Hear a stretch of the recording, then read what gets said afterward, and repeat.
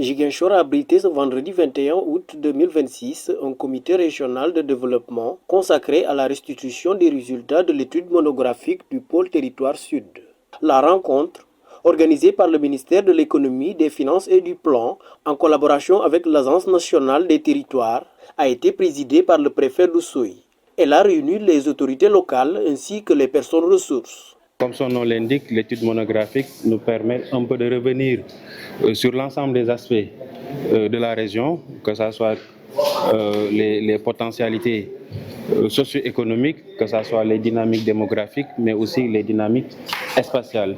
L'idée, c'est de donner suffisamment d'informations à l'ensemble des acteurs pour qu'il y ait une parfaite maîtrise de la situation économique, de la situation sociale, mais aussi de l'environnement des affaires, de l'environnement dans lequel évolue le secteur privé. Donc c'est une étude qui a toute son importance parce que ça permet de donner, en tout cas de permettre à l'ensemble des acteurs de bien prendre des décisions par rapport à leur situation, mais aussi à permettre à l'État de mieux élaborer ses politiques publiques dans le but d'accompagner le secteur privé, mais aussi dans le but de mieux mettre en œuvre l'ensemble des politiques de développement au niveau du pôle territoire sud. Comme vous le savez, le pôle territoire sud a cette particularité d'être très enclavé. Pour y venir, il faut la part du temps passer par un pays, traverser un pays pour venir. Donc, ce qui fait que c'est une zone qui a des défis à relever, des défis que ce soit sur le plan économique, sur le plan des infrastructures,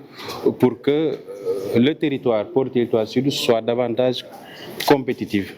Cette rencontre doit permettre aux producteurs de la région et à l'État de mieux connaître les potentiels, mais également les défis qui entravent la compétitivité des différentes filières économiques. C'est l'occasion de remercier notre partenaire ANAT qui a accompli un travail extraordinaire de cartographie, mais aussi d'analyse des systèmes productifs existants dans toutes ces régions-là et qui aujourd'hui met à la disposition de l'État du Sénégal et de tous les ministères des instruments de planification pour même un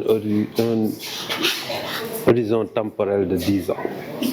Donc c'est un travail extrêmement précis et fouillé sur lequel les acteurs vont amorcer des stratégies de cartographie des chaînes de valeur avec l'ANSD, mais surtout d'élaborer pour le pôle territoire un plan d'action de compétitivité des filières stratégiques.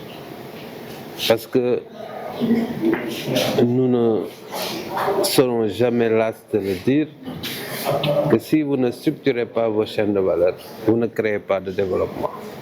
Quels que soient les investissements de route, de formation, d'encadrement qu'on peut faire. Le secteur privé doit être au cœur du développement.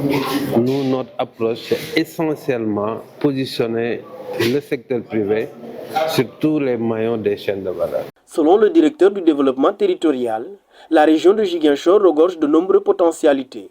Toutefois, plusieurs facteurs continuent de freiner la valorisation de ces ressources et l'augmentation de ces sources de recherche.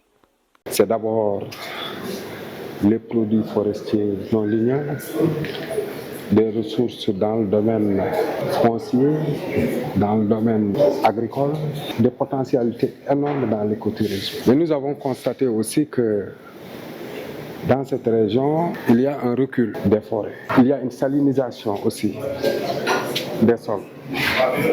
Et tout ça ne contribue pas nécessairement à rehausser l'augmentation des sources de richesse dans la région.